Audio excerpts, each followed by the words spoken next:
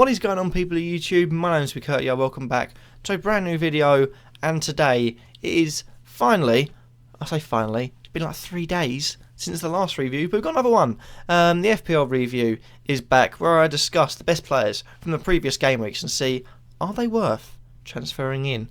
I'm starting to nail that. It's only took me 2.5 years of doing the same videos, but I'm nailing it. I'm getting there. But we are going to start off, as always, right on with the goalkeepers. So in between the six, we're starting off with Tom Heaton, the Burnley man. £4.8 million, 12 points.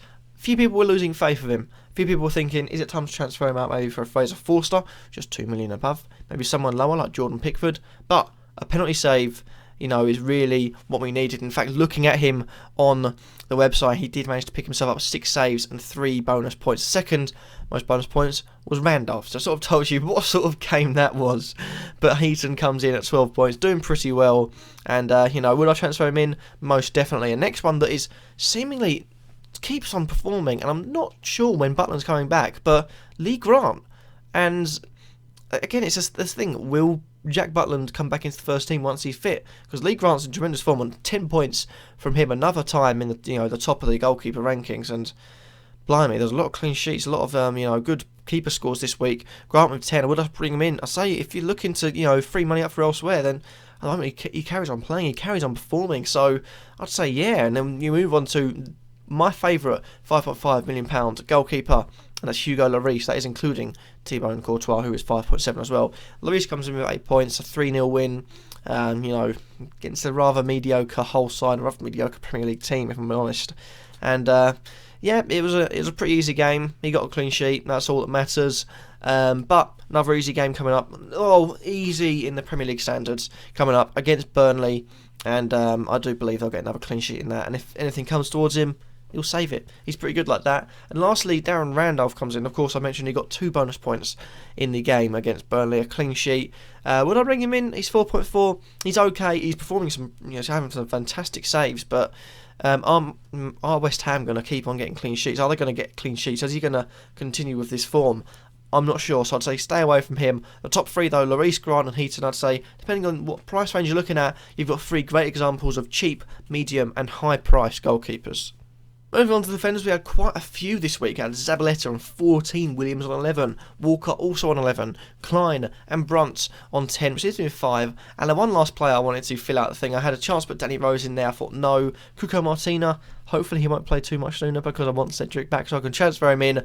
But Virgil van Dijk is the last player. We're going to start off at the top with Zabaleta. No, don't bring him in. He's 4.7. Yes, he's a cheap way into Man City defence. Yes, he could be playing for forward and defensive midfield in Pep's weird sort of 10 midfielder formation, but rotation. He's played, I think, 6 or 7 times this season in general, and we're on game week 16, done, sorted. So, yeah, I don't think you should bring him in. Simple, really. I didn't really have anything else to say about that. Just don't bring him in. But next up, we've got Williams, and a stat that was given to us by the official FPL website is that he's actually part of an Everton defence that likes to score goals. You look at the back 4, you've got Jagielka and Williams in the centre. One side, Coleman, who seems to start, carry on scoring. The other side is Leighton Baines. So you've got a good high-scoring defence. Would I bring him in? He's £4.9 million.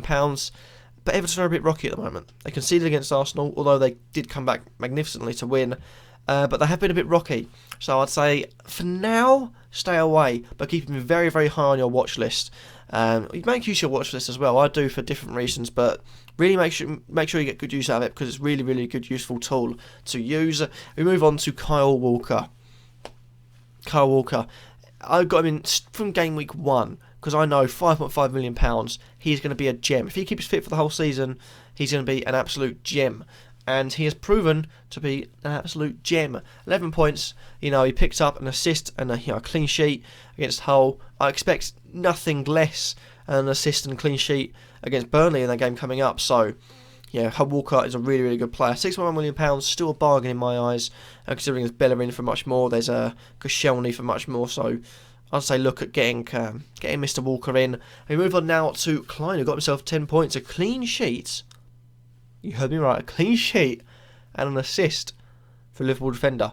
Now, the assist, you can understand, they're quite attacking. But the clean sheet, No. Bearing in mind, though, Middlesbrough have scored the least amount of goals in the Premier League this season. You can sort of see why. But Middlesbrough beaten 3-0 by Liverpool. Klein, will I bring him in if they can continue the form? And also, quick note, Mignolet. I believe he was brought back again. I don't know for certain, so don't quote me on it. And if he was, and they got a clean sheet, says it all really. And we move on to Brunt, who's moved back into left back with the return of Chadley, Chadley and Phillips, on either side. And they did all right, 1-3-1. Will I bring him in? He's £5 million in the defence. He's going to get assists and clean sheets. He's got a wonderful left foot. I would still bring him in because he's still a really, really good player. Although high priced for a left back, now if he's going to slot back there for the rest of the season, quality player to have. And almost like James Milner, but James Milner's a midfielder. Brunt's a defender. So everything you need really. And lastly, Virgil van Dijk got 9 points in their 0-0 draw against a 10-man Stoke side from about the 22nd minute. Poor, but 5.7, is it worth it? He's quite expensive. I'd say if Cedric came back, then yeah. Or Fonts, maybe good. Or if Bertrand, he's going to play consistent first-team football. But if you're looking for a Southampton coverage, I think he could be your man. Moving on now to midfielders, and we have a 19-point Adam Lallana. We've also got Christian Eriksen, also on 19 points. It's about time he started showing form of like he used to show at Spurs. Pogba, the dabbing, I'm not going to do it because I'd look awkward, but the dabbing Pogba on 12, we've got Pugh on 11, Fabregas on 11, and Silva on 10. Lallana and Eriksen. Lallana, will I bring him in? Again, those fixtures, I mentioned in my season, those fixtures are worrying. For Liverpool players, I wouldn't mass bring him in. I wouldn't look at all coverage. You've got to get Mane in. Let's get Firmino in. Let's get Emre Can in. Let's say no, because they've got tough fixtures coming up. See how they do in them. They could maybe still do well, but it's that risk. They've had quite a lot of easy games.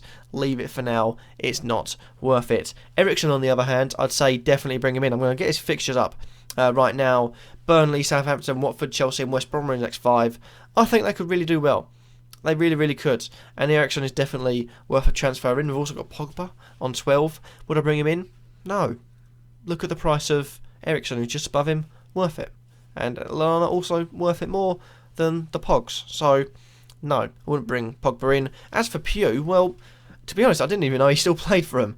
It is his actually first start of the season. He's grabbed a goal. Also grabbed an assist against Burnley in their 3-2 loss. So, and he came off the bench for 10 minutes. So, I think Pugh, maybe if he carries on playing, could be good Bournemouth coverage, but I doubt he will. And we've also got Fabregas on 11. He is really coming into his own. Last 3 game weeks, you're looking at an assist and a goal, but he's only started 2 of them. He did come off the bench against West Brom, grabbed the assist. But if he's willing to give all to the team, and he's willing to get back and defend and really work hard, he's the sort of player that really could unlock a defence. And you've seen it with the pass for Diego Costa in the Man City game. He's got that in his lock-up, maybe something that Matic and Kante don't have. So I think Fabregas could be a wonderful asset to the team if he carries on playing. But he's priced 6.9. Really good price considering what he started at, 7.5. Will I bring him in? See if he starts. If he starts starting a lot of games, then definitely bring Fabregas in. And lastly, David Silva. No. Reason being, Man City like to rotate. Although he's played quite a lot this season, he also hasn't really been too prolific in the goals or assists. You're looking at his first goal of the season, in fact, so I wouldn't bring David Silva in.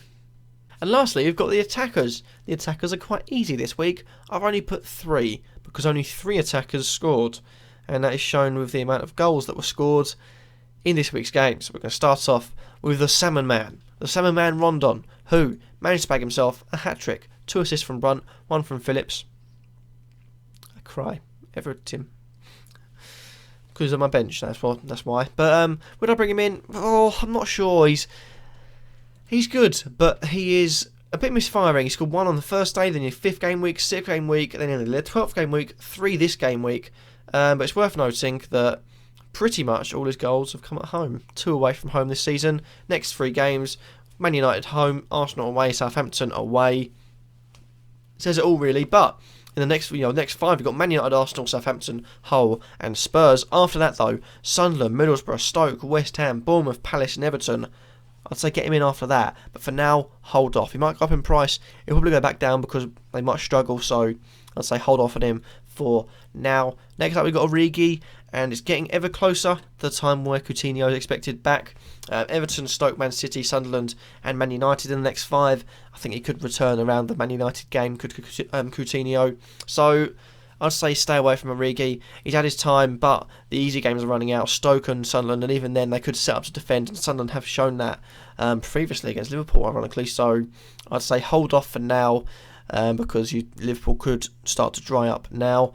And lastly, we've got Zlatan Ibrahimovic. He is the man you need in your team. My phone is ringing, so I'm going to say, will I bring him in? Yes. Anyway, guys, that is that for this video. Hopefully you have enjoyed. Remember to like, comment and subscribe.